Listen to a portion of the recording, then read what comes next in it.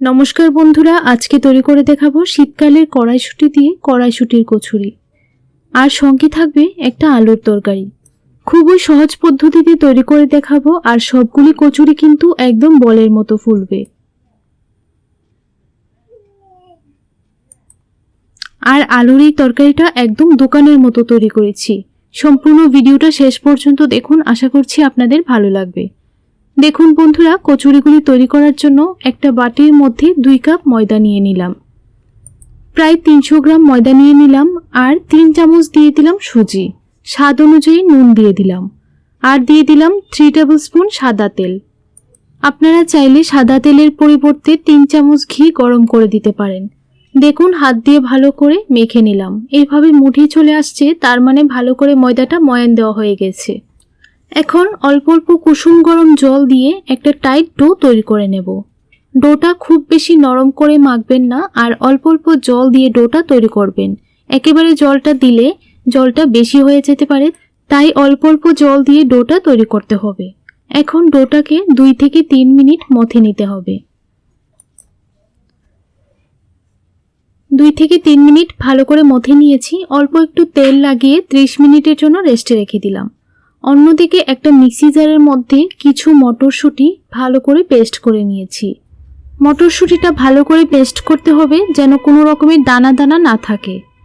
একটা বাটির মধ্যে পুরোটা পেস্ট নিয়ে নিলাম। এখন মিক্সি জারের মধ্যে 1 ইঞ্চ আদা আর 4 থেকে 5টা লাল এবং কাঁচা লঙ্কা দিয়ে দিলাম। ভালো করে পেস্ট করে নিলাম। এখন চুলার মধ্যে একটা ফ্রাইং প্যান বসিয়ে দিলাম। 1 চামচ দিয়ে দিলাম সাদা তেল, আর অল্প একটু হিং দিয়ে দিলাম। অল্প একটু কালো জিরে দিয়ে দিলাম। ভালো করে একটু ভেজে নিয়েছি। ভালো করে ভেজে নিলাম। এখন আদা এবং কাঁচা লঙ্কার পেস্ট 1 চামচ দিয়ে দিলাম। মশলাটাকে একটু ভেজে নিতে হবে, তাহলে আদার যে কাঁচা গন্ধটা আছে সেই গন্ধটা চলে যাবে।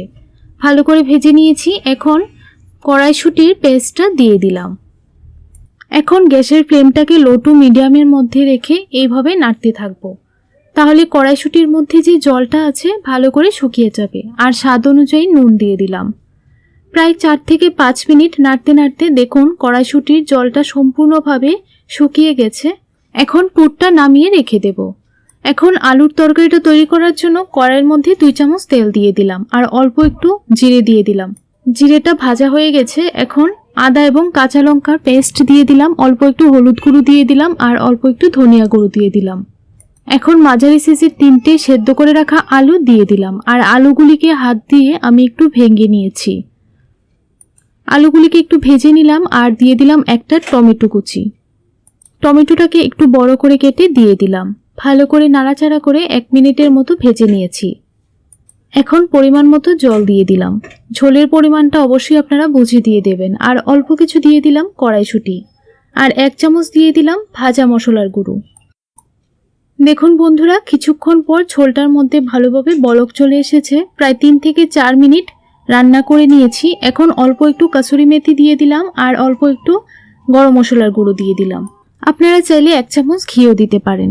এখন তরকারিটা নামিয়ে নেব। এখন 30 মিনিট পর ফিরে আসলাম। দেখুন বন্ধুরা, ডোটা কিন্তু একদম নরম হয়ে গেছে। এখন ছোট ছোট লেচি কেটে নিলাম। একটা লিচি হাতে নিয়ে এইভাবে বাটির মতো তৈরি করে নিচ্ছি, তাহলে পুরটা খুব ভালোভাবে দেওয়া যায়। অল্প একটু কড়াইশুঁটির পুর দিয়ে দিলাম। এখন ভালোভাবে মুখটা সিল করে নেব। দেখুন বন্ধুরা, এইভাবে ভালোভাবে মুখটা কিন্তু সিল করে নিতে হবে। আর বাকি অবশিষ্ট অংশটা কেটে রেখে দেব। এইভাবে সবগুলি লেচির মধ্যেই কড়াইশুঁটির পুর দিয়ে দেব। দেখুন সবগুলির মধ্যেই কড়াইশুঁটির পুর দিয়ে ভালো করে মুখটা সিল করে নিয়েছি। আর অল্প একটু তেল উপর থেকে লাগিয়ে দিলাম, তাহলে কিন্তু উপরটার ড্রাই হবে না। এখন একটা লিচি নিয়ে নিলাম, কচুরির আকারে বেলে নিচ্ছি। সেমভাবে সবগুলি কচুরি তৈরি করে নেব। এখন এক এক করে সবগুলি কচুরি ভেজে নেব। চুলার মধ্যে একটা কড়াই বসিয়ে দিলাম, আর তেল দিয়ে তেলটা ভালোভাবে গরম করে নিয়েছি।